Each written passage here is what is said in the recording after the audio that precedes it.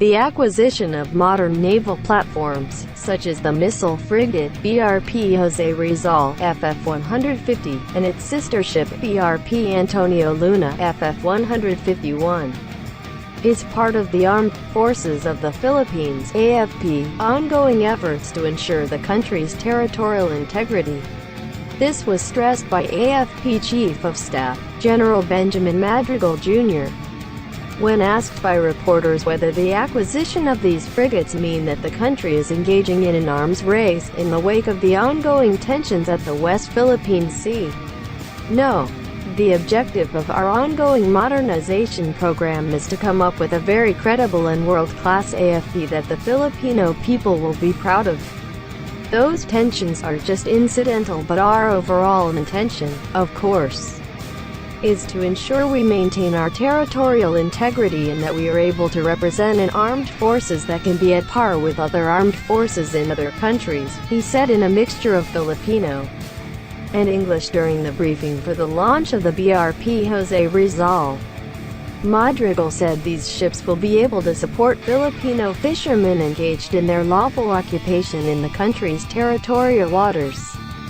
The AFP chief's views were echoed by Philippine Navy Flag Officer in Command, Vice Admiral Robert M. Pedrad, who noted the urgent need for the PN to upgrade its new assets due to the country's vast territorial waters. There's a saying that if you want to achieve peace, you prepare for war. I attended the International Maritime Security Conference last week in Singapore and we observed that a lot of navies are modernizing their capabilities, Pedrad said. He cited as an example the case of Australia, China, and Malaysia, who are currently ramping up their naval forces. I think there is a need to beef up the PN because we have vast maritime territories that these countries, and we need to protect it, Pedrad said. The BRP Jose Rizal was formally launched at the Hyundai Heavy Industries (HHI) shipyard in Ulsan, South Korea Thursday morning. The ship, which is expected to be delivered to the Philippines by HHI in September 2020, will be armed with an Oteo Malara 76mm Super Rapid main gun and a Selson Smash 30mm remote-controlled secondary cannon, anti-submarine torpedoes, and anti-air and ship missiles. It is also equipped with Hanwha Systems Naval Shield Combat Management System (CMS), which integrates all shipboard sensors and weapons and decides which is ideal to deal with any incoming threat.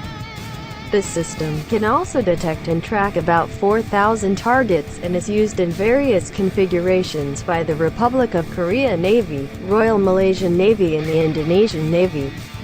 The Philippines and HHI signed a 16 Philippine pesos billion contract for 2 missile-armed frigates with another 2 billion Philippine pesos set aside for its weapon systems and munition in October 2016. PAN spokesperson, Capt. Jonathan Zada, said these frigates will help secure the country's maritime choke points or primary sea routes used for trade, logistics, and naval operations for all forms of threats. The steel cutting for BRP Jose Rizal took place on April 1, 2018, while the same ceremony for BRP Antonio Luna transpired in November that year. This event officially signified the start of the actual construction of the frigates. Meanwhile, the keel-laying ceremony for BRP Jose Rizal took place last October as the formal recognition of the start of the ship's construction.